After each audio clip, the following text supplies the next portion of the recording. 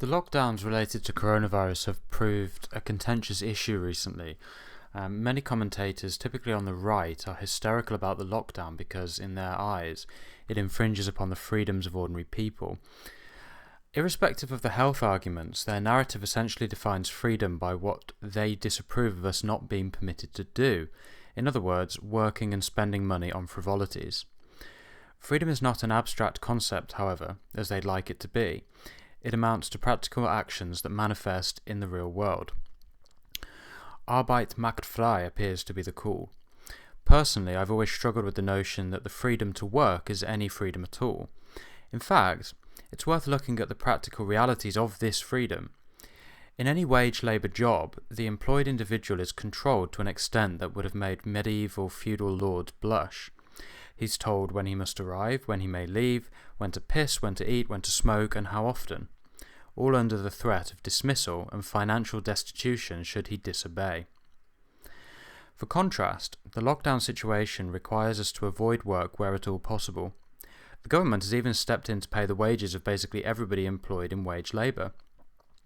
And in return, we are being asked to stay home, stay away from the overcrowded indignity of public transport, and to forgo getting intoxicated with our friends.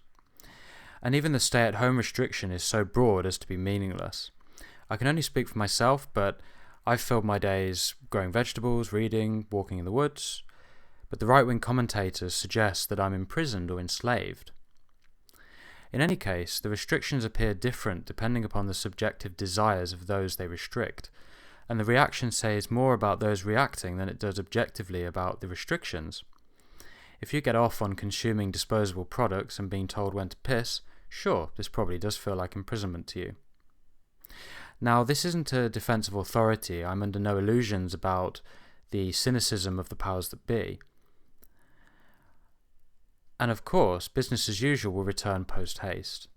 And I would much prefer a permanent relief from corporate feudalism rather than a temporary and reluctant reprieve enforced by a deadly pandemic. But it's worth pointing out the folly of the argument. Regardless of the motives behind it, the lockdown is actually giving people a chance to realise that they are defined by more than the job they do and the career they chose. It's an opportunity to realise that we have interests and personality beyond what our employers demand of us. Undoubtedly, this will be short-lived, but hopefully, once all this is over, people will return to the world with a more solid understanding of who they are, what they want, and what it means to be free. Thank you.